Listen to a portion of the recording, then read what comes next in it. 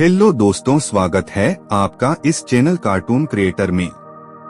दोस्तों, आज हम जानेंगे भगवान विष्णु के 10 अवतारों के बारे में और वह अवतार उन्होंने क्यों लिए थे और उन सभी अवतारों को धारण करने के पीछे क्या कारण था।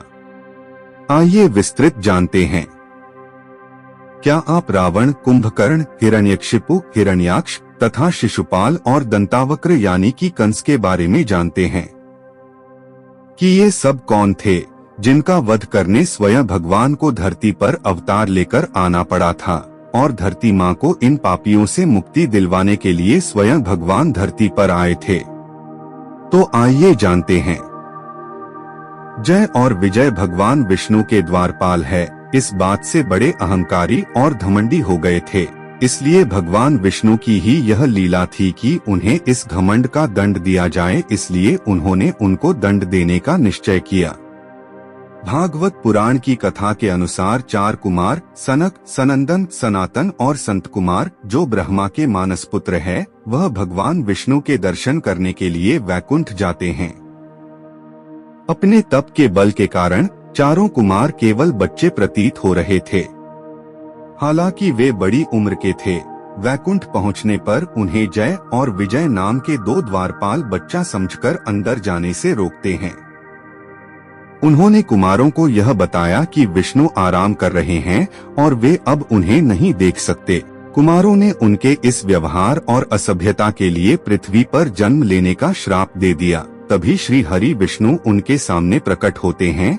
तब द्वारपाल भगवान विष्णु से कुमारों का श्राप हटाने का अनुरोध करते हैं। भगवान विष्णु कहते हैं कि कुमारों का श्राप वापस नहीं लिया जा सकता, परंतु इसके बजाय वह जय और विजय को 2 विकल्प देते हैं। पहला विकल्प यह कि पृथ्वी पर 7 जन्म विष्णु के भक्त के रूप में जन्म लेना, जबकि दूसरा विकल्प की 3 जन्म उनके कट्टर शत्रु के रूप में लेना। इनमें से किसी भी दंड को पूरा करने के बाद वे वैकुंठ में अपना पद पुनः प्राप्त कर सकते हैं और स्थायी रूप से उनके साथ रह सकते हैं। जय और विजय 7 जन्मों तक विष्णु से दूर रहने के बारे में सोच भी नहीं सकते थे। इसलिए उन्होंने दूसरा विकल्प चुना, जिसमें वह भगवान विष्णु के कट्टर शत्रु बने। परिणाम स्वरूप वे दोनों को पृथ्वी पर 3 बार जन्म लेना पड़ा। सत्य युग के दौरान अपने पहले जीवन में वे दिति, जो दक्ष प्रजापति की बेटी थी और ऋषि कश्यप की पत्नी थी, उनके घर में हिरण्याक्ष और हिरण्यकशिपु के रूप में पैदा हुए। हिरण्याक्ष को भगवान के वराह अवतार ने मारा था और हिरण्यकशिपु को भगवान के नरसिम्हा अवतार ने मारा था। त्रेता युग के दौरान अपने दूसरे जीवन में वे रावण और कुंभकर्ण के रूप में पैदा हुए थे।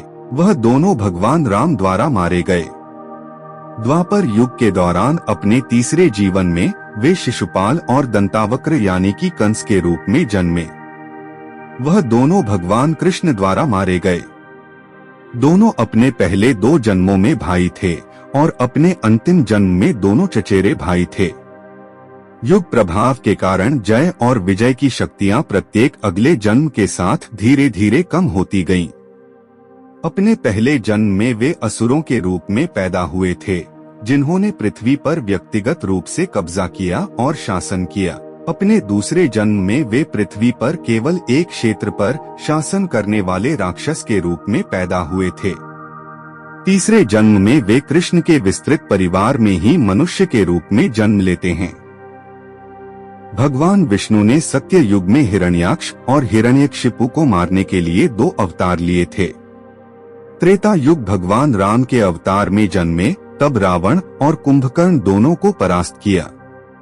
द्वापर युग के दौरान कृष्ण अवतार में कंस और शिशुपाल का वध भी किया, पर उनके अवतार का उद्देश्य यह नहीं था, बल्कि वे पूरी धरती पर से बहुत सारे पापियों और राक्षसों के कारण धरती पर बोझ बढ़ गया था, उसको कम करने का उद्देश्य था। यहाँ से आता है मोक्ष का अंत, जो वे प्राप्त करते हैं। श्री राम अवतार का मुख्य उद्देश्य धर्म की रक्षा और अधर्म के नाश का था। भगवान श्री कृष्ण अवतार का उद्देश्य भक्तों के साथ दिव्य लीलाएं और भगवत गीता के माध्यम से धर्म की शिक्षा देना था। वराह अवतार का उद्देश्य पृथ्वी को हिरण्याक्ष जैसे असुरों से मुक्त करना था।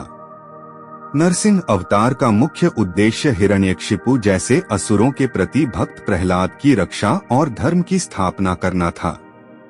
ये हुए 4 अवतार। बाकी के 6 अवतार इस प्रकार है, जिसमें 5वां अवतार है मत्स्यावतार, जिसमें भगवान ने मत्स्य रूप लेकर पृथ्वी को प्रलय से बचाया और फिर से नई सृष्टि की रचना हुई।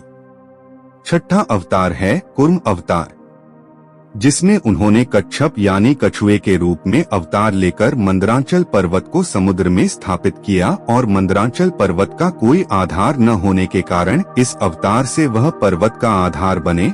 उनकी पीठ पर पर्वत रखा गया और देवता और असुरों के साथ समुद्र मंथन का कार्य किया गया। 7वां अवतार है वामन अवतार, जिसमें भगवान ने देवमाता अदिति के गर्भ से अवतार लिया और वामन के रूप में बलि से छल से 3 पग जमीन लेकर स्वर्ग छीन लिया और इंद्रलोक को देवताओं के हाथ में दे दिया गया।